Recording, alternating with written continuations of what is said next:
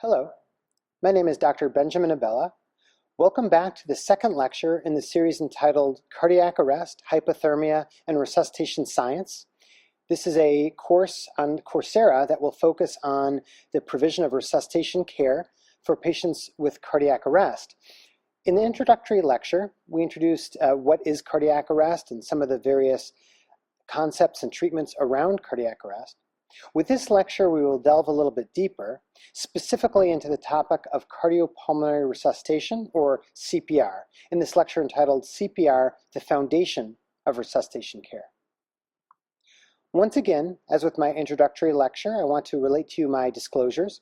I'm a faculty member at the University of Pennsylvania, and while I've received research funding and a number of other sources of income from consulting and volunteer work, it should be noted that I have no equity or any intellectual property in anything related to the topics I will be sharing with you today. Now, before we launch into the lecture, I'd like to share with you a video of someone relating their experiences in providing CPR during a real-life cardiac arrest. How you doing? My name's Jim Pizzaturo. I'm a paramedic that works at the hospital of the University of Pennsylvania emergency room with Ben Abella. I've done CPR out on the street 4 times. Last year on December 15th, a rapid response came over and I was the first one out.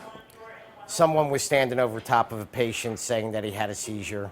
I looked at him, took a pulse. He was actually in cardiac arrest. I turned him over and started CPR. He was a 43-year-old male with 2 kids. We were able to get him into the department, get him cool, take him upstairs. And on December 25th, I was able to meet his family. And it was one of the great moments in life. Out of the 4 times that I've done CPR, I only was able to save 1 person. And it feels really good. I got to meet his wife and kids. And it was a great moment just to have his daughter and his son hug me. Today's December 10th. I met him and he wished me happy anniversary, and it's a special moment. Well, hopefully you got a sense of what it's like to actually provide CPR and the frightened nature of it, the dramatic nature of it, and also its importance in restoring life and health. Before we delve a little bit further into what is CPR and what makes good CPR, I thought I would take a few minutes with a refresher from material from the first lecture. So, to remind you, what is cardiac arrest? Well, cardiac arrest is different from what is conventionally known as a heart attack in that in cardiac arrest, the heart has stopped beating. There is no blood flow to lungs or brain, so technically, a person in cardiac arrest is dead and they appear lifeless.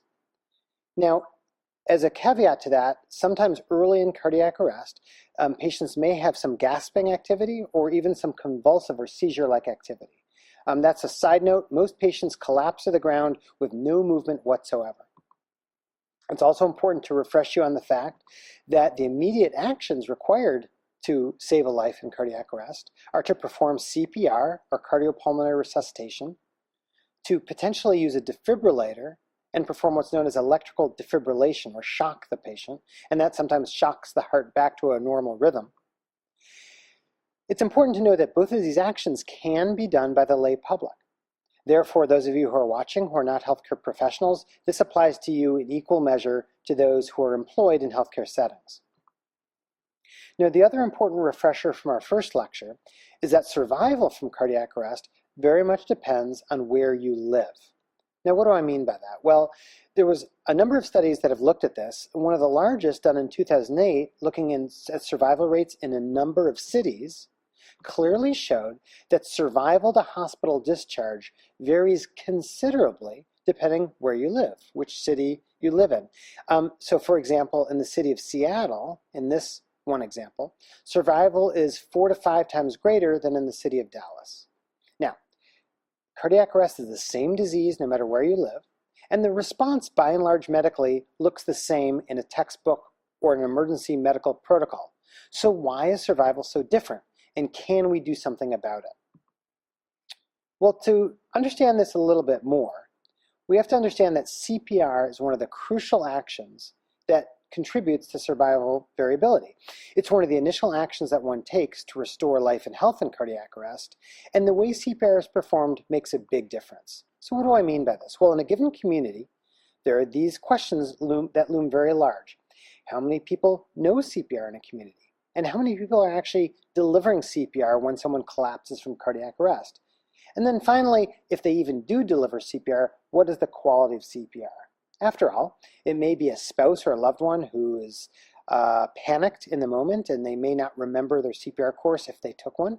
Or it may be someone who's doing CPR without having ever taken a course, having just seen it on TV. So you might imagine that quality could vary considerably, and we'll spend a decent amount of time in this lecture covering that issue. Now, there are professional factors as well. So when someone collapses, of course, there's a phone call made to 911 and an ambulance responds. How long does it take for professionals to arrive? And what is the quality of that professional CPR? Very important issues that we believe contribute to this variability. Well, let's go through these in a little bit more detail. First, the most important question to start us off, how many people actually are trained in CPR?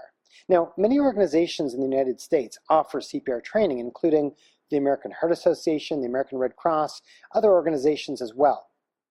Now, we do know that millions of people receive training each year in the United States. The problem with that is most healthcare professionals have to be recertified, and that is included in these millions trained each year. So the number of actual new lay people trained in CPR in the United States is unknown. And in fact, we really would love a map showing where people are trained. I show you here a map that has nothing to do with CPR. This is a map borrowed from colleagues in the trauma world showing the closeness to trauma centers. But imagine, if you will, a map like this, showing density of areas where people are CPR trained. A national map like this would be fantastic. No such map exists. So we actually don't know the national training prevalence for CPR in the United States, or for that matter in other countries. Now, let's assume for the moment that there's trained providers and that people are providing CPR with some frequency. Well, it's not as good as all that. It turns out, and this has been studied extensively, for cardiac arrest that occurs in the field, depending on the community you look in, under half of people actually receive CPR from a layperson. And in fact, it's usually as low as a quarter of people receive layperson CPR. Now, you might wonder why that's so important. Well, it's important because ambulances take a while to respond. This is especially a problem in private locations, and it's important to note that there's a big difference between private and public locations. In fact, studies that have looked at this have found that if you have a cardiac arrest in the public sphere, meaning a train station, a gym, an airport, a mall, the chance of receiving bystander CPR is much higher than if you have a cardiac arrest in the home. And this should make sense. There's a lot of potential responders. There may be a doctor or nurse in the crowd who can respond to a public event, whereas in a home or private event, it may only be a spouse or a loved one. Well, it's also for those homes and private events where ambulance responses can be delayed.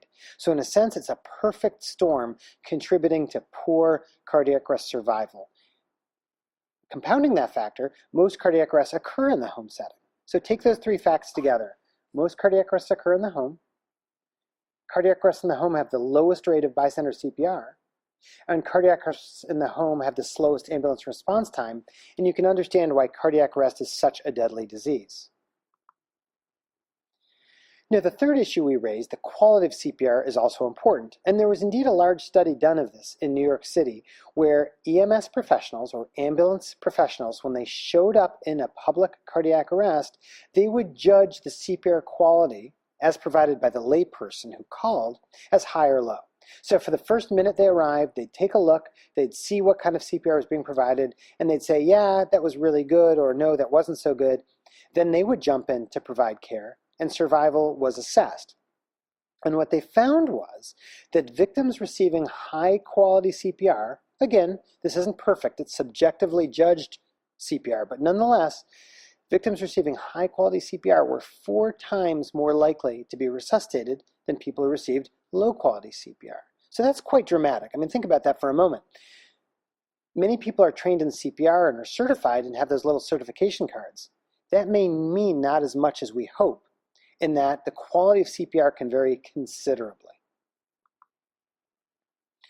Now, there are a number of things that go into CPR quality, and this is going to be our segue to one of our major topics today, the issue indeed of CPR quality and the specifics of CPR performance. One of the very active current questions in the world of CPR is, should we provide breaths? One of the big contributors to poor quality CPR is the fact that you interrupt compressions or chest compressions or pushing on the chest to deliver breaths. And delivering breaths or rescue breaths or ventilations, those are all synonyms, is a very difficult task. And it's hard to expect lay people to get it right. In fact, healthcare professionals have a hard time doing this. Also, lay people are resistant to performing CPR because they often know it involves mouth to mouth. And let's face it, the idea of touching your mouth to someone else's is often icky, especially if it's someone you don't know. So this is a very active question. Maybe we don't need to breathe for patients. And we'll get into this by starting with the following study from Japan. In Japan, in some regions of Japan, the emergency dispatchers, when you call their equivalent of 911, it's 119 in Japan, when you call the dispatchers and they instruct you to do CPR, in some places they instruct you to give rescue breaths, in some places they do not. So investigators asked a very natural question, which is, does it matter? And before I show you the results from this, I think it's important to note a major weakness to this study. This is a study of how bystanders perform CPR. And while they know what the instructions from the dispatchers was to give breaths or not, we don't actually know what the bystanders did, nor was the CPR measured. Well, with that caveat aside, I want to show you their results.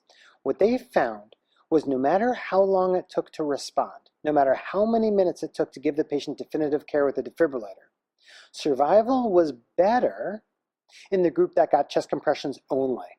So patients who received layperson CPR with no breaths survived at 30 days much better than those that got CPR with breaths. Now, that may surprise you. It's a little counterintuitive. We all think that you need to breathe, and patients who aren't breathing need breaths delivered. It turns out, for a variety of reasons, that may not be the case for the first few minutes of cardiac arrest. Now, that's a happy fact, because combine that with the fact that people don't like doing mouth to mouth and the fact that it's hard to do. And this is a nice concordance of the science and the public health interest. And it turns out that this survival was better with chest compressions no matter how long it took to respond. So if the response time was long or short, it was always better to just give compressions. Very interesting finding that was very controversial and made quite a splash at the time. Now, this was studied in another fashion in a multicenter trial that I'll share with you from a colleague of ours, Dr. Thomas Ray, out of Seattle. So this is a dispatcher at a 911 center. And the way this works, if you call 911 and say someone is not responding and not breathing, they will talk you through the actions of CPR in many cities. Many cities have what's called dispatch-assisted CPR. Well, in this study, they randomized actual phone calls to dispatchers to two arms. These two arms included a standard CPR arm, where patients were instructed, not patients rather, but rescuers were instructed to give intermittent compressions and breaths, compressions and breaths, compressions and breaths, or they were instructed to put their hands on the chest and just compress with no interruptions and no breaks. So this was a randomized trial version of the Japanese data I just shared with you, and what they found was pretty interesting. A dramatic improvement in survival if lay people only did chest compressions, no breathing.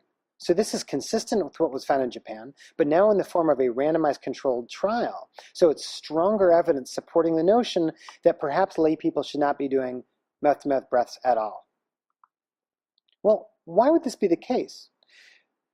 After all, we think you need to breathe. So it's important to look at this in a more mechanistic way in the laboratory setting. So what I'm going to share with you now are some animal data. This is an animal that's been placed into cardiac arrest under anesthesia, and compressions are being delivered. And you see the vertical lines represent compressions. Well, as compressions are delivered, the blood pressure in the animal goes up and up and up.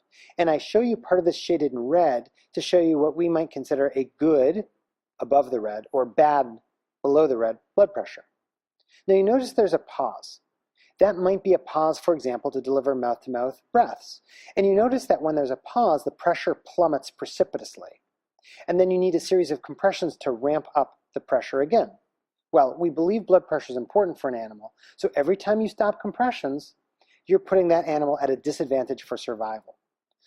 Contrast that with the following animal that received continuous compressions, and for sake of comparison, you can see a brief little shadow of the former tracing. Notice that in this case, the compressions lead to a rise in blood pressure that never falls. So there's a steady state at an elevated blood pressure if you do not pause compressions. So this may be the reason for the Seattle and the Japanese findings, that lay people breaths may worsen hemodynamics or blood pressure during CPR and may worsen outcomes.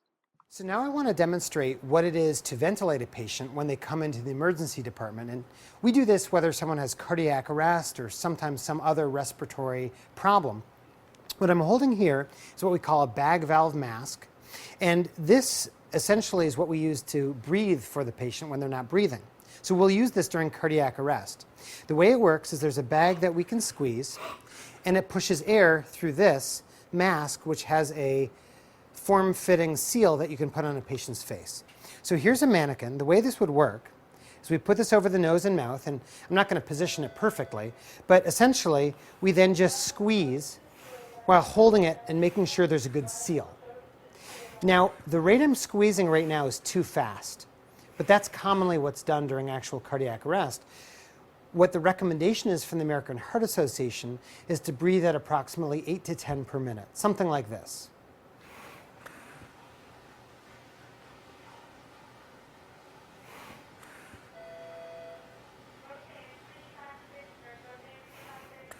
That's approximately what one should do when ventilating a patient in the emergency department. Of course, in the lay public setting, if someone collapses in the street, the best you can sometimes do is just mouth to mouth, where you put your mouth to the patient's mouth. Sometimes first aid kits actually have a mask, sort of much like this mask, where you can do mouth to mask ventilation, so you don't actually have to touch your lips to the patient's lips, which obviously in many settings is not desirable. We use the bag valve mask in the ER, but that's not what we call a definitive airway. What we often have to do is actually put a tube down into the patient's trachea, and then we can breathe for them with a tube in place. So we're not worrying about the patient's vomit or spit or other secretions that might be in the mouth.